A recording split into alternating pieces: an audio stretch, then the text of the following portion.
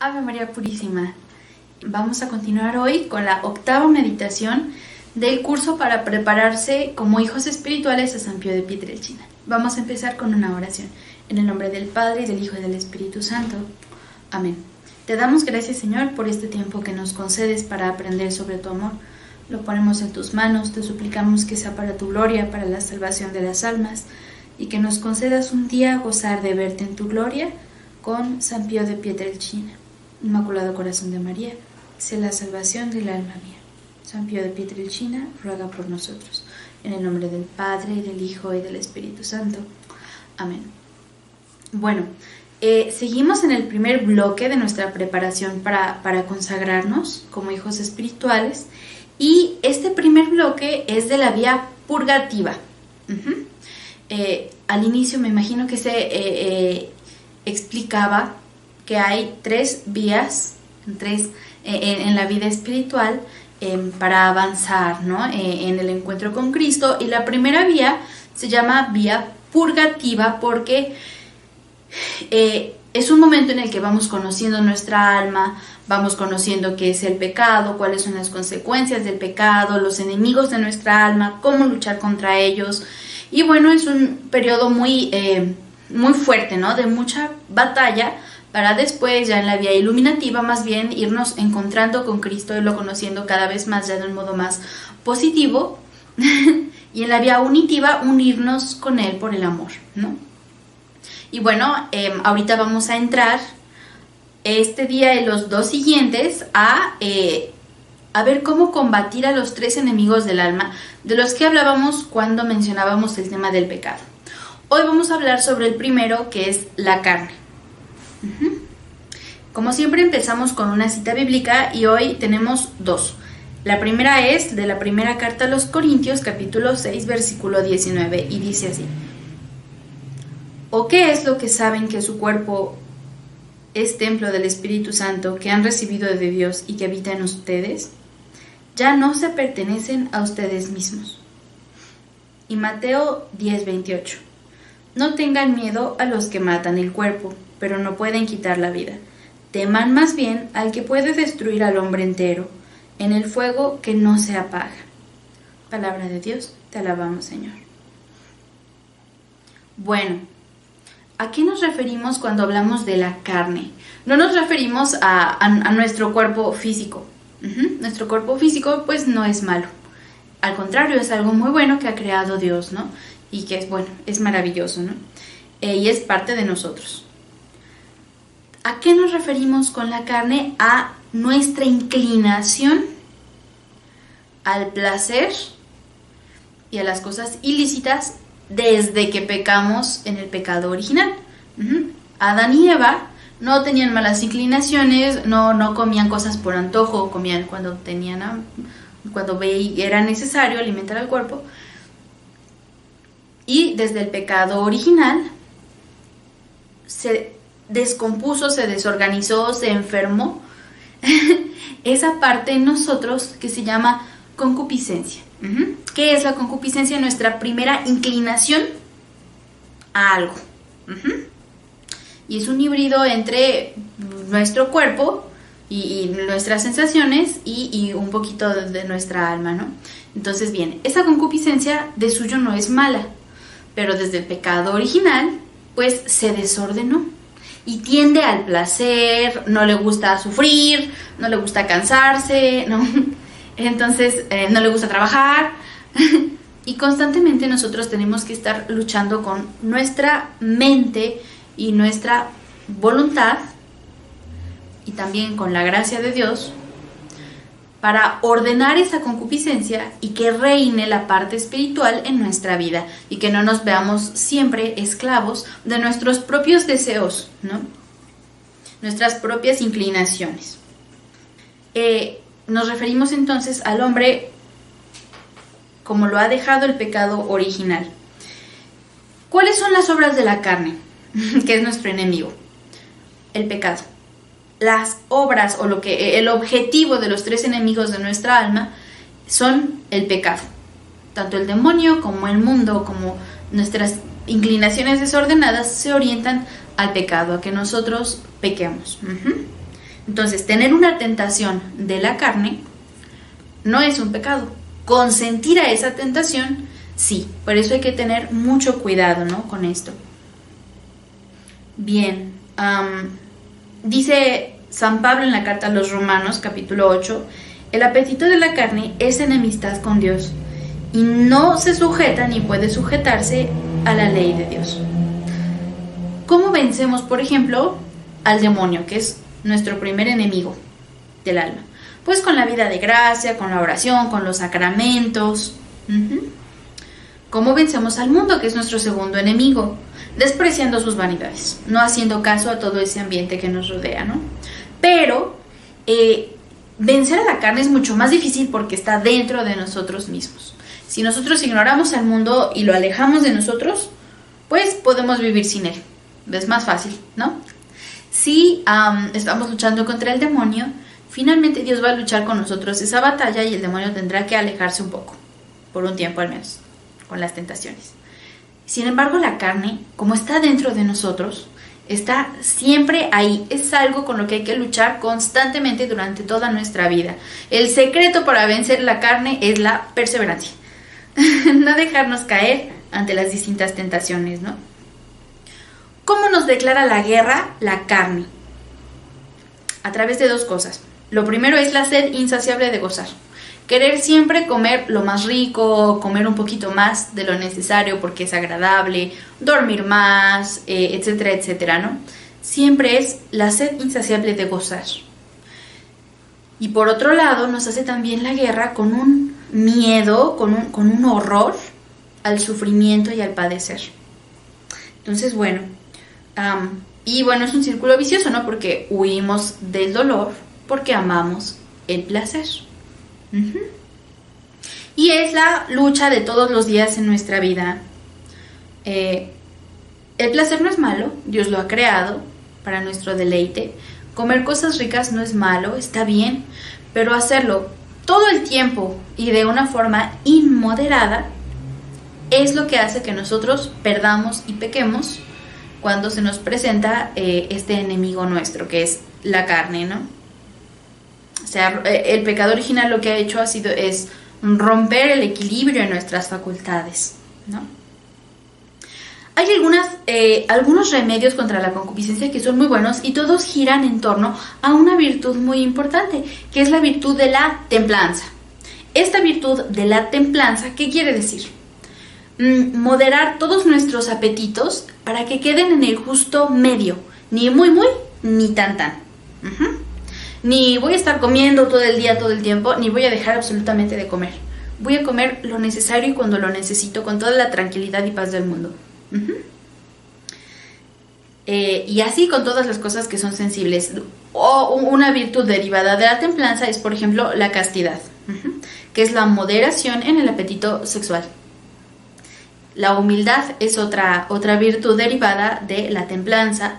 Y ahí se modera el amor a uno mismo. Y ahí entra el tema de la vanidad, el tema de, Entonces, esa es nuestra clave, buscar el justo medio. ¿Y cómo lo hacemos? ¿O cuáles son estos remedios contra la concupiscencia? Primero, mortificarnos en cosas lícitas. A veces decimos, es que no hay necesidad de que te pares 5 minutos antes. Puedes pararte a la hora exacta. Pero hace mucho bien y te entrena en la virtud pararte 5 minutos antes. Entonces, hacer eso, por ejemplo, es un modo de luchar contra la propia sensualidad que te dice 5 minutos más. Está calientita la cama, afuera hace frío. No es que tanto es tantito. Entonces, hacer ese esfuerzo de hacer una pequeña lucha, un pequeño extra, una pequeña mortificación en cosas lícitas, ayuda, ejercita para cuando nos lleguen tentaciones más grandes y más difíciles, saberlas afrontar con virtud, ¿no? Segundo, aficionarse al sufrimiento y a la cruz, no tenerle tanto miedo a sufrir. Entender el sufrimiento como algo que es parte de nuestra naturaleza caída, recordar que estamos en un valle de lágrimas y que pasará, el sufrimiento pasa, el haber sufrido no. Entonces, amar ese sufrimiento por amor a Cristo y aplicar ese sufrimiento o esa incomodidad momentánea a Jesús en la cruz y vivir con Él ese momento para hacerlo algo alegre, ¿no? Sufrir el dolor con calma e imponerse incluso un poquito de sufrimiento voluntariamente hace tanto bien al alma que es la clave de los mártires.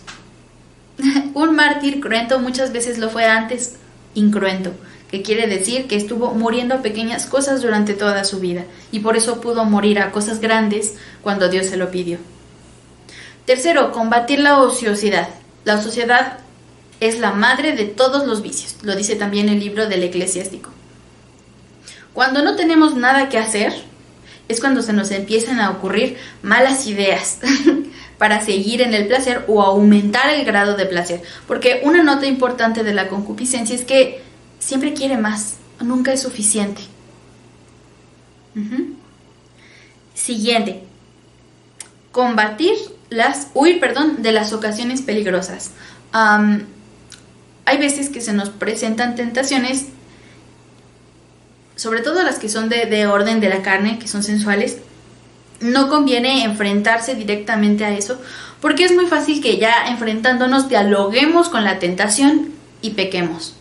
Uno no va a comerse una zanahoria justo al lado del puesto de tacos, porque en definitiva va a acabar comiéndose los tacos, ¿no?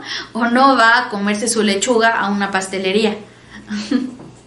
Tiene que huir de las ocasiones de pecado para que no lo venzan, ¿no? Esa es una de las grandes claves con los pecados de la carne. La voluntad siempre está expuesta a sucumbir cuando somos imprudentes y nos ponemos en ocasión de pecar.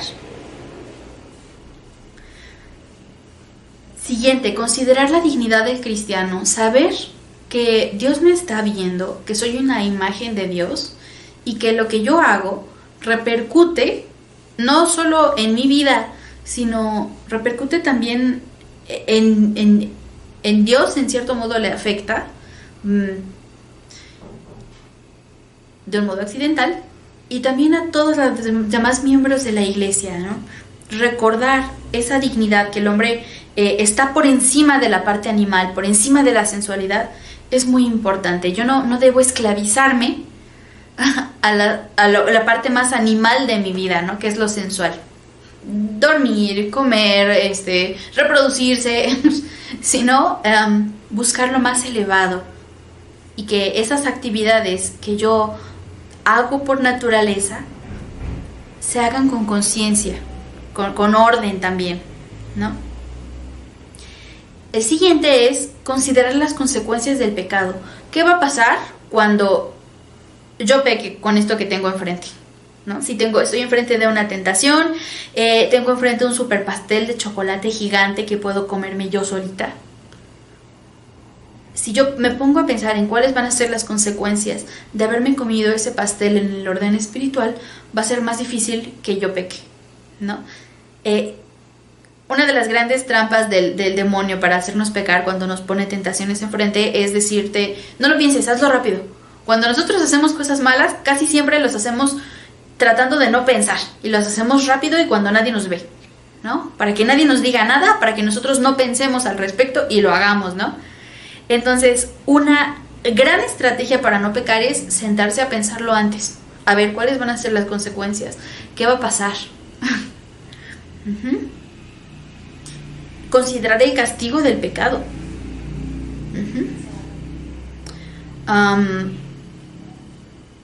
Por ejemplo, ir imaginando cuáles serán los castigos en el infierno a los golosos.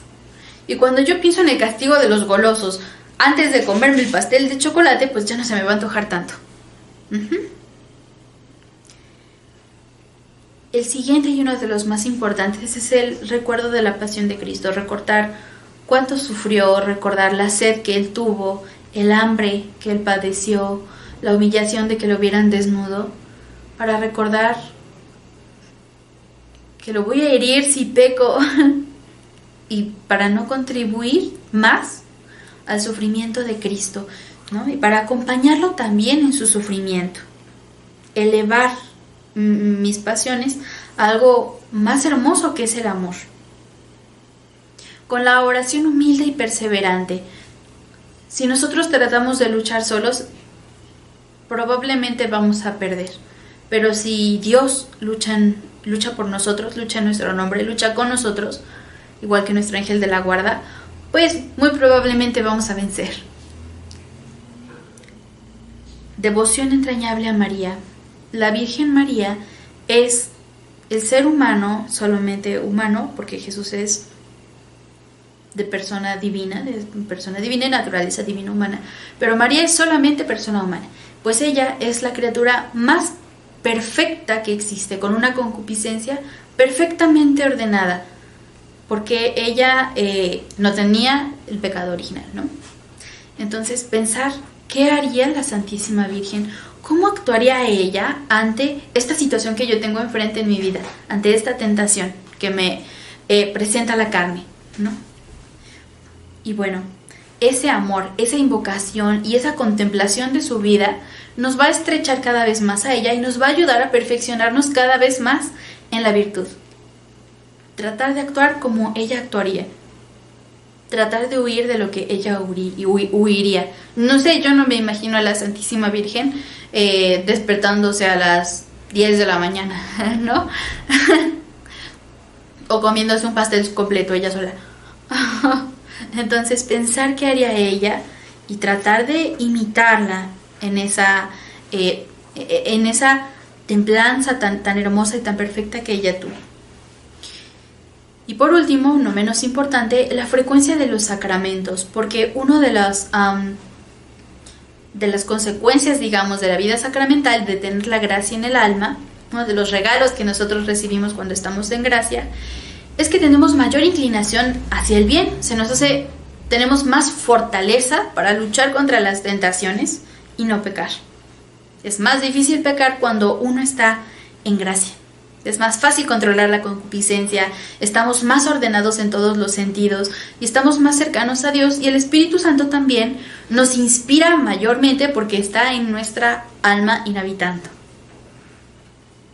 Esos son los 10 tips o 10 ayudas que recibimos en la batalla contra la carne, contra nuestra propia concupiscencia desordenada.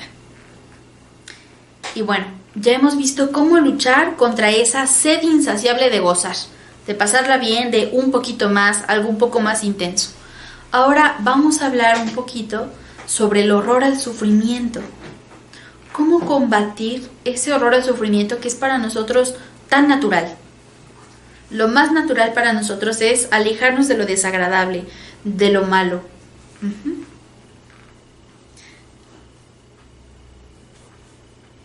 Recordando primero que el sufrimiento es necesario para nuestra santificación, para el bien de los hombres y de la Iglesia y para acompañar a Cristo. Tiene 3 beneficios muy grandes. Repara el pecado. Con el sufrimiento reparamos pecados si se lo ofrecemos a Dios. Nos restablecemos en la amistad con Cristo y también nos ayuda a equilibrarnos, ¿no? Cuando nosotros tomamos malas decisiones, pues eso provoca malas consecuencias. Entonces se equilibra la balanza cuando nosotros aceptamos esas consecuencias con amor.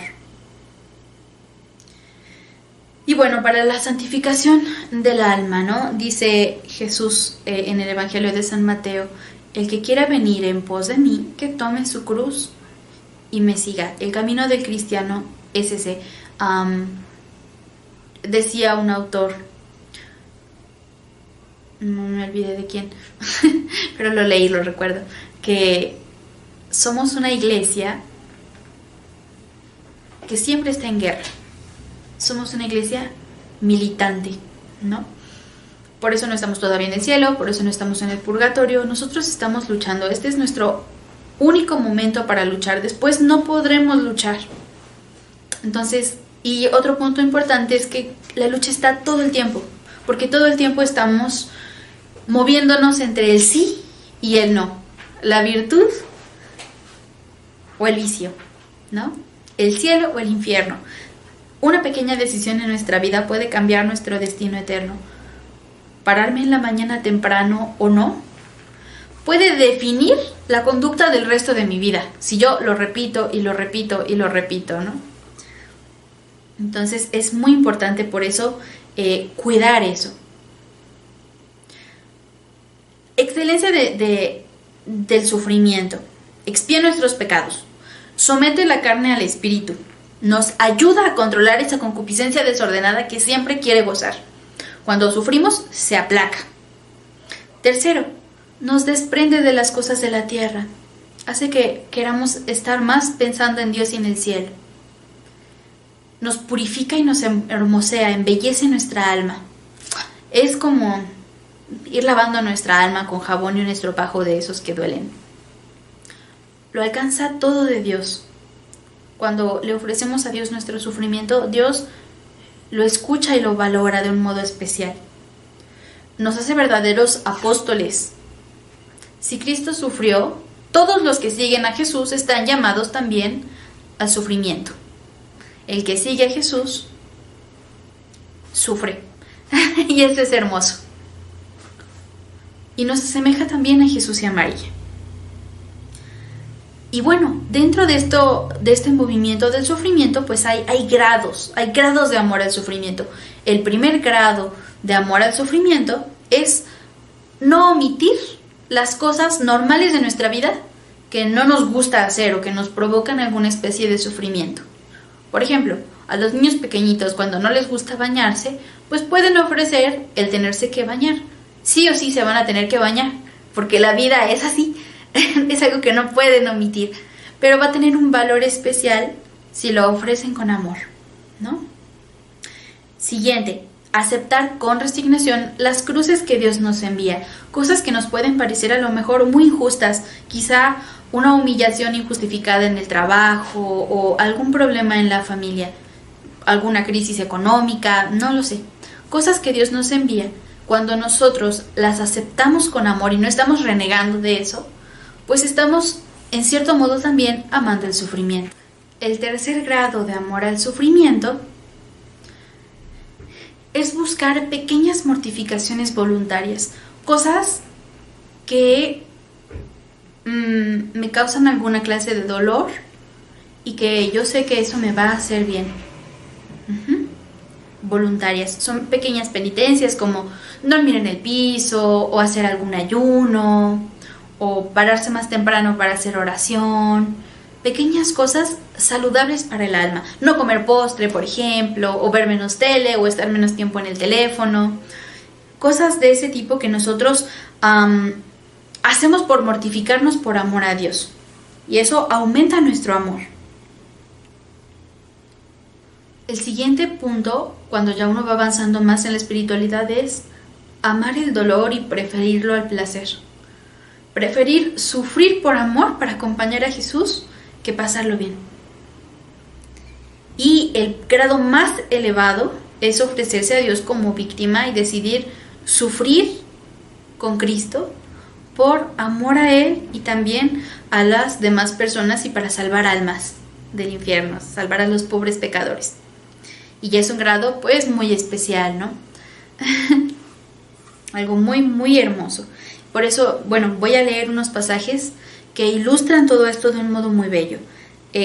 San Pablo dice en la carta a los Romanos, capítulo 8, versículo 12, así pues, hermanos, no somos deudores a la carne de vivir según la carne, que si vivís según la carne, moriréis. Mas si con el Espíritu mortificas las obras del cuerpo, viviréis. Y en la carta a los Gálatas dice, los que son de Cristo Jesús han crucificado la carne con sus pasiones y concupiscencias. Si vivimos del Espíritu, andemos también según el Espíritu. Y es algo muy bello. Ahora, ¿cómo vivía San Pío de Pietrelcina esta batalla contra la propia carne? Cuando hablamos de un enemigo, del alma, siempre están, digamos, relacionados o inmersos los tres. Entonces, el demonio utiliza, por ejemplo, la carne para tentarnos. Y así le pasaba a San Pío de Pietrelcina. Cuando tenía 5 años, él empezó a tener algunas visiones de nuestro Señor, empezó a tener una vida mística más profunda. Pero a la par que le llegó esta vida mística y esta unión con Dios, empezó a tener también molestias del demonio y sobre todo fuertes tentaciones también contra la carne. Y bueno, pasó su vida y él aprendió a luchar fuertemente contra esas tentaciones. Y hay que tener en cuenta que cuando nosotros estamos luchando contra nuestras pequeñas pasiones, contra nuestras ganas de dormir, contra nuestras ganas de decirle a esa persona que nos cae mal todo lo que queremos decirle con toda la furia de nuestro corazón, en lugar de mortificar nuestra carne y templar nuestros malos impulsos, todo esto está inmerso en la gran batalla cósmica entre Dios y el demonio, entre el bien y el mal, ¿no?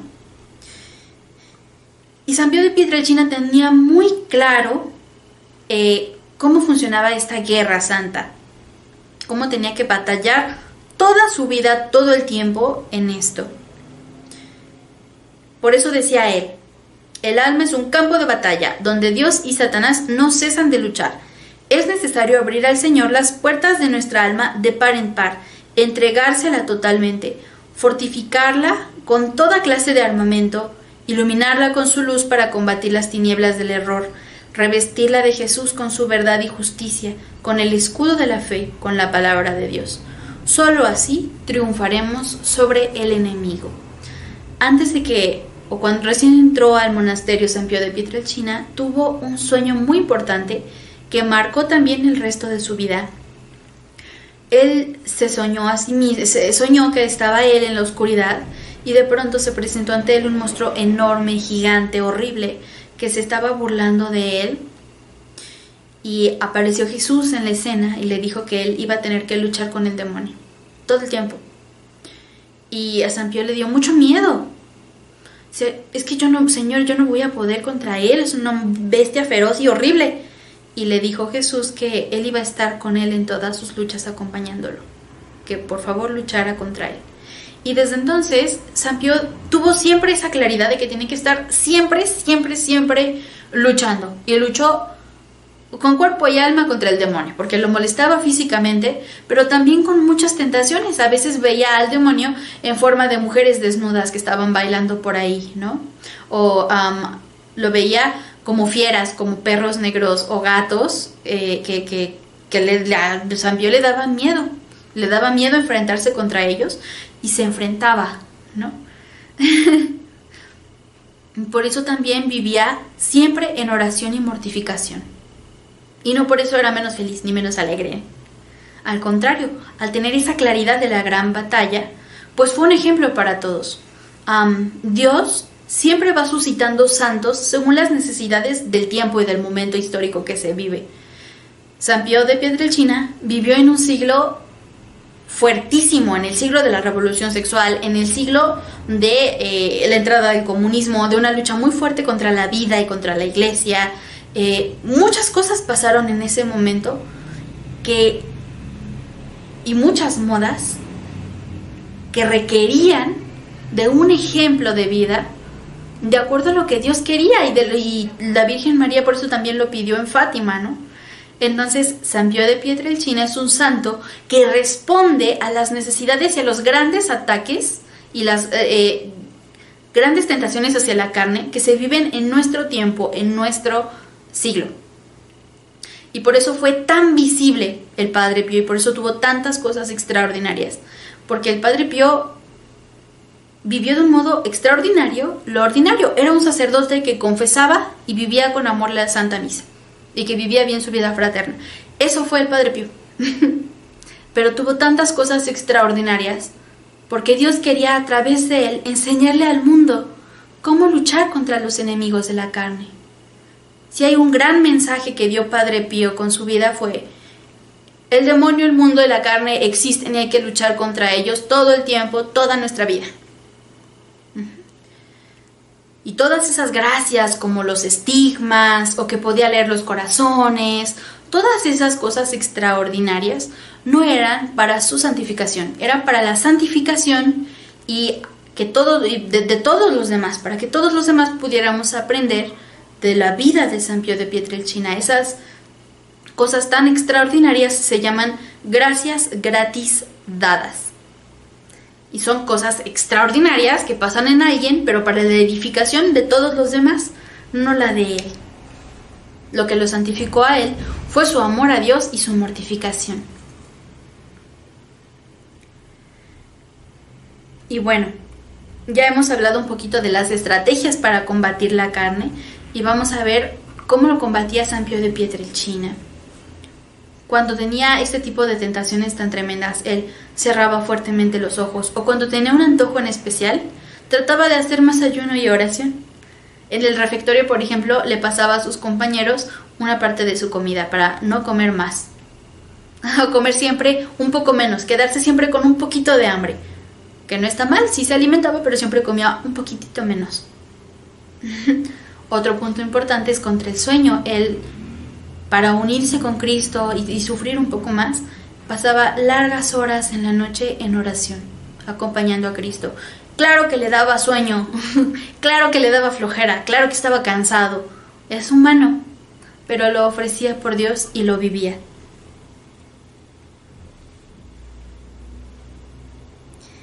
Y bueno, un penitente, al confesarse de malos pensamientos, le preguntaba a Padre Pío una vez: «Padre, ¿habrá sido el demonio?».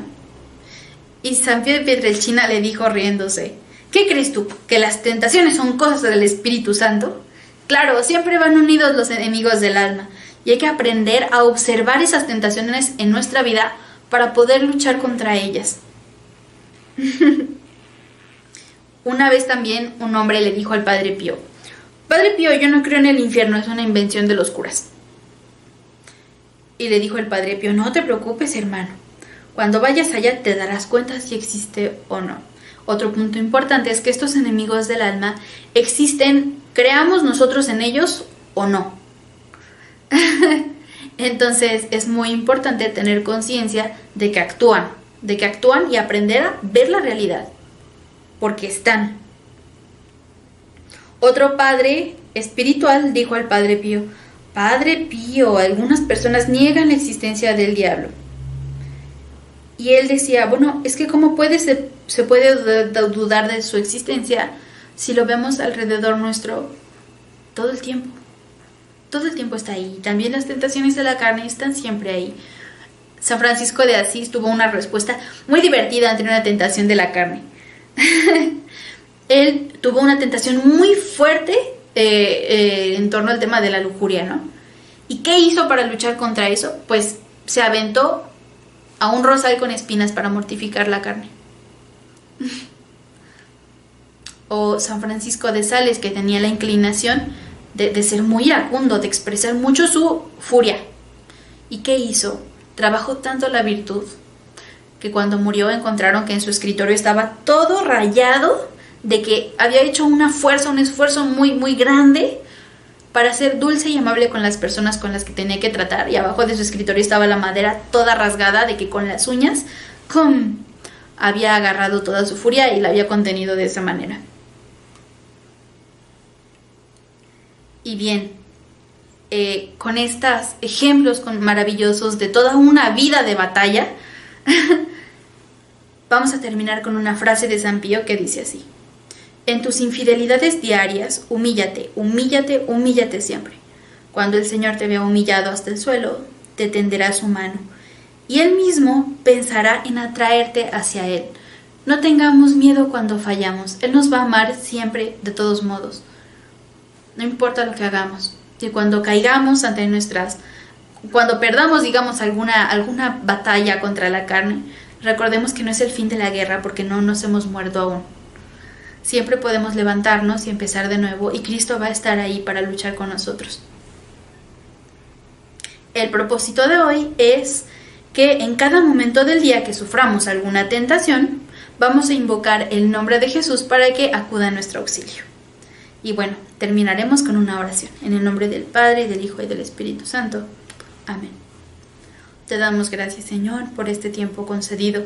Lo ponemos en tus manos y te suplicamos que sea para tu gloria y la salvación de las almas. Inmaculado Corazón de María, sé la salvación del alma mía. Jesús de la Divina Misericordia, en ti confío. En el nombre del Padre, del Hijo y del Espíritu Santo.